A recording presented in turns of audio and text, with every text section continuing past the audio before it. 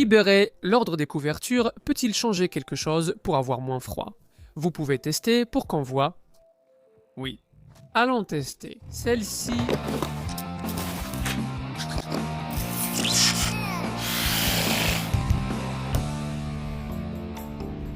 C'est bien, parce que en plus de pouvoir apprendre si ça fait vraiment une différence, quel type de couverture est le meilleur, on va pouvoir comprendre aujourd'hui comment fonctionne cette idée d'utiliser une couverture pour se réchauffer. Pourquoi la couverture réchauffe-t-elle? Après tout. Alors, le lit que j'utilisais il y a peu a été confisqué. On va devoir faire avec un petit matelas par terre même, et je pense que ça va marcher. Pour faire ce test, on va utiliser ici des équipements de très haute technologie. Il y en a 3. D'abord, 2 caméras thermiques.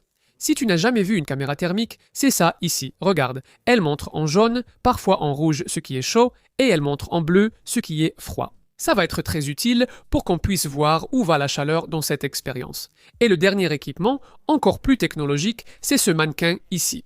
Oui, si tu n'as pas remarqué, ceci est un magnifique mannequin qui simule le corps humain. On ne peut pas faire cette expérience avec moi, parce que si je mets la couverture, puis une autre, je ne vais pas vraiment sentir la différence. Et ça ne sert à rien de mesurer ma température, parce que je peux m'autoréguler, et ce n'est pas seulement moi, toi aussi tu peux. Beaucoup d'animaux arrivent à réguler la température de leur propre corps. Donc, s'il fait plus froid ou plus chaud, je serai toujours à environ 36-37 degrés. Ici, j'ai un grand bocal en verre avec une ampoule à incandescence pour la chaleur. Il y a aussi une couche de papier aluminium, une couche de ruban isolant et le thermomètre fixé pour surveiller la température en surface. L'avantage de ce dispositif, c'est que si je mets une couverture dessus, ça va commencer à chauffer. Si je mets une couverture qui protège encore plus, ça va chauffer encore plus, et plus ça chauffe, plus je sais que la couverture isole bien. Nous allons débuter notre expérience ici, alors je vous conseille de mettre un pouce bleu, car on a préparé quelque chose de sympa. La clim à fond, la température de la pièce est à 17,7. Il fait super froid, et ça a déjà atteint sa température d'équilibre, ça ne chauffe plus ni ne refroidit, c'est à 28 degrés Celsius sans aucune couverture. Je vais d'abord tester un drap sur notre mannequin. Voyons si un simple drap de dessus comme celui-ci convient. Le drap, c'est celui qui est sous nous, celui qu'on met sur nous avant la couverture, c'est le drap de dessus. Voyons s'il fait une quelconque différence. Dors bien, mon fils. Regarde, sur la caméra thermique, on remarque que le drap n'arrive pas à retenir la chaleur de notre mannequin là. Beaucoup de chaleur s'échappe à travers le drap, donc ce n'est pas un bon isolant thermique. Il réchauffe un peu, mais pas beaucoup. En y réfléchissant, le drap n'est pas fait pour réchauffer. Il a 2 fonctions plus importantes. La première, c'est qu'il est en coton et il sert à absorber l'humidité de notre corps. Donc il absorbe un peu l'humidité de notre corps et il empêche que tu restes tout humide dans ton lit. Et la deuxième chose, c'est que c'est un élément d'hygiène. Au lieu de laver la couverture, tu laves juste le drap et la couverture seulement quelques fois par an. Le drap, tu peux le laver tous les 3 jours ou une fois par semaine pour garder le lit propre. Et puis, il y a aussi la question du confort, non? Si tu as une couverture qui gratte par-dessus, peu importe ce que tu mets sur toi, le drap est là pour protéger, c'est toujours plus doux, plus agréable. Victoria.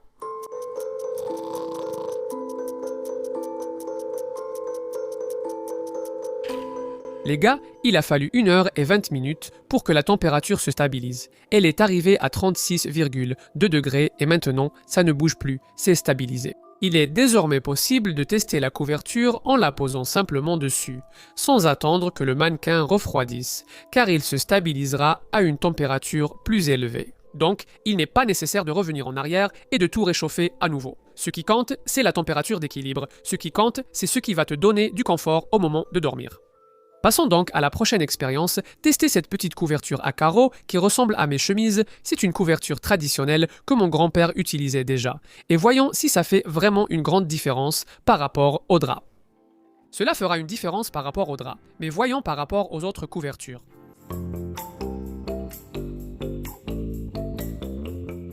Tu as vu que quand j'ai mis la couverture, la température a baissé. Tu sais pourquoi ? On t'a trompé toute ta vie.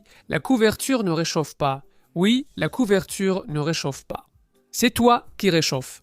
Celui qui fournit toute la chaleur pour que tu restes bien au chaud, c'est toi-même, pas la couverture.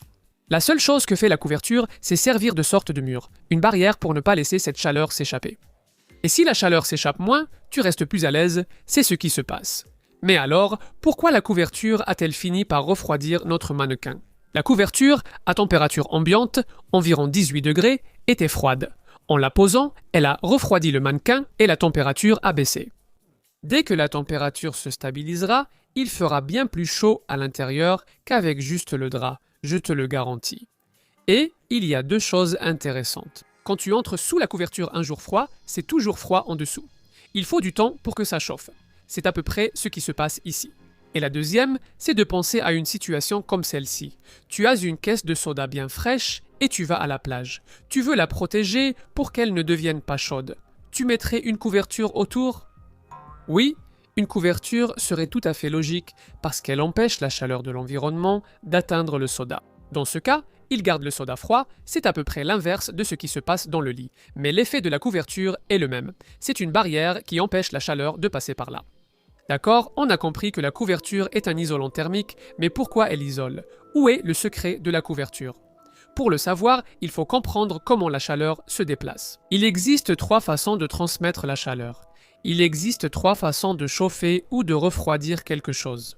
La plus simple, celle qu'on voit au quotidien et qu'on ressent tout le temps, c'est le contact. S'il y a une chose chaude et une chose froide, tu les mets ensemble. Ce qui est chaud va réchauffer ce qui est froid, et ce qui est froid va refroidir ce qui est chaud, jusqu'à ce qu'à un moment donné, les deux atteignent la même température. Avec un microscope, on verrait que les molécules des objets chauds bougent plus vite et de manière plus agitée, tandis que celles des objets froids se déplacent plus lentement. Au moment où tu mets les deux en contact, l'énergie de celles qui sont plus agitées va passer à celles qui sont plus lentes, n'est-ce pas? Elle va un peu accélérer celles qui sont plus lentes, et à un moment donné, les deux auront à peu près le même mouvement, qui est à mi-chemin. En résumé, il y a eu transfert d'énergie entre deux éléments. Une expérience fascinante illustre cela. Mixer de l'eau dans un mixeur. Si tu fais ça, les molécules d'eau s'agitent plus et l'eau chauffe. Moins tu as de molécules, plus il est difficile de transmettre la chaleur. Non, parce qu'il y a moins de molécules qui se heurtent les unes aux autres pour transférer cette énergie. À cause de ça, l'air est un excellent isolant thermique, parce qu'il y a moins de molécules dans l'air que dans les objets solides qu'on tient ici. Et c'est ça le secret de la couverture. La couverture, en fait, est remplie d'air, et c'est pour ça qu'elle est un excellent isolant thermique. Et tu dois déjà être en train de réfléchir à ça. Si la couverture isole grâce à l'air qu'elle contient, pourquoi en avons-nous besoin alors qu'il y a déjà de l'air autour de nous? Calme-toi, détends-toi, parce que j'ai dit qu'il y a trois façons de transférer la chaleur, et je n'ai parlé que de la première, qui est le contact. L'autre, c'est la convection, c'est le mouvement qui existe dans les liquides ou dans les gaz. Pensons à ma situation exactement en ce moment. Ma main est à 36 degrés et l'air autour de moi est à 18. Il fait frais.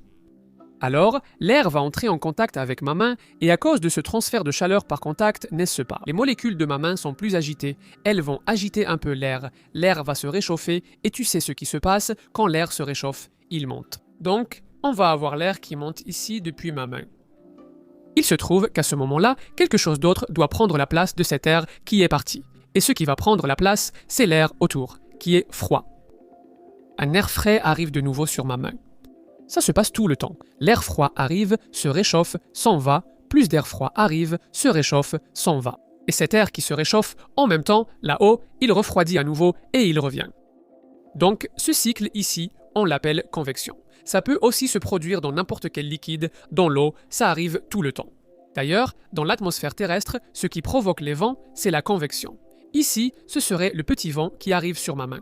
Grâce à cette explication, tu comprends aussi pourquoi, lors d'une journée venteuse, tu as beaucoup plus froid, parce qu'il y a beaucoup plus d'air qui passe sur toi, échange rapidement la chaleur avec toi et l'emporte. Mais quel est le rapport avec la couverture? Elle empêche tout cela de se produire. La couverture emprisonne l'air à l'intérieur. Donc, l'air qui se trouve ici à l'intérieur de la couverture, parce que oui, il y a beaucoup d'air ici à l'intérieur de la couverture. Il n'y a pas de convection, il reste piégé là, il ne peut pas partir, il se réchauffe quand il est en contact avec toi, puis au moment de partir, il ne part pas, il reste avec toi là. Et c'est pour ça que la couverture nous fait nous sentir plus au chaud, parce qu'elle empêche la convection autour de toi. D'ailleurs, nos poils ont aussi cette fonction. Quand il fait froid, tes poils se dressent et emprisonnent plus d'air. Quand il fait chaud, ils s'abaissent et laissent mieux circuler l'air. Ça s'est stabilisé à 43 degrés Celsius. Ça veut dire que la couverture avec le drap retient beaucoup plus la chaleur que le drap seul. Un truc intéressant à voir, c'est qu'en regardant ici avec la caméra thermique, la couverture à l'extérieur est à environ 27-28 degrés, mais à l'intérieur, le thermomètre indique 43. Cela signifie que la couverture garde bien la chaleur. On va mettre la couette maintenant pour voir.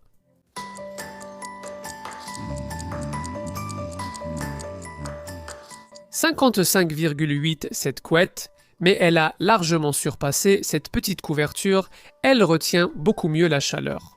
À ce stade de la vidéo, il est important de rappeler qu'une personne qui se couvre avec une couette n'atteindra pas 55 degrés car elle possède des mécanismes corporels qui régulent la température du corps. La personne commencera à transpirer, son corps peut réduire le métabolisme ou elle peut retirer un peu la couette, n'est-ce pas? Testons enfin ce qu'on veut. La couette au-dessus ou sous la couverture, laquelle chauffe le mieux.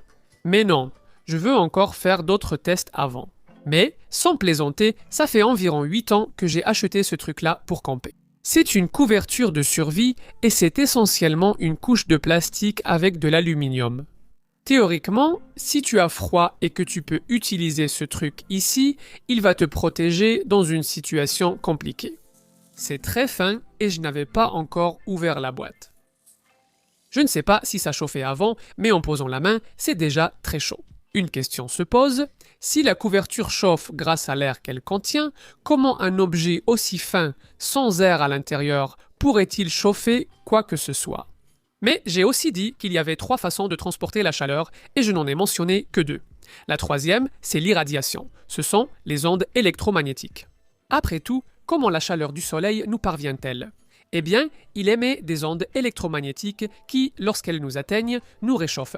Donc, cette lampe qui est ici à l'intérieur, elle émet des ondes électromagnétiques qui réchauffent le mur là-bas de notre mannequin. Et elle va aussi émettre des ondes électromagnétiques. Enfin, pense à cette fête avec un énorme feu de camp, comme ça, de 4 mètres de haut.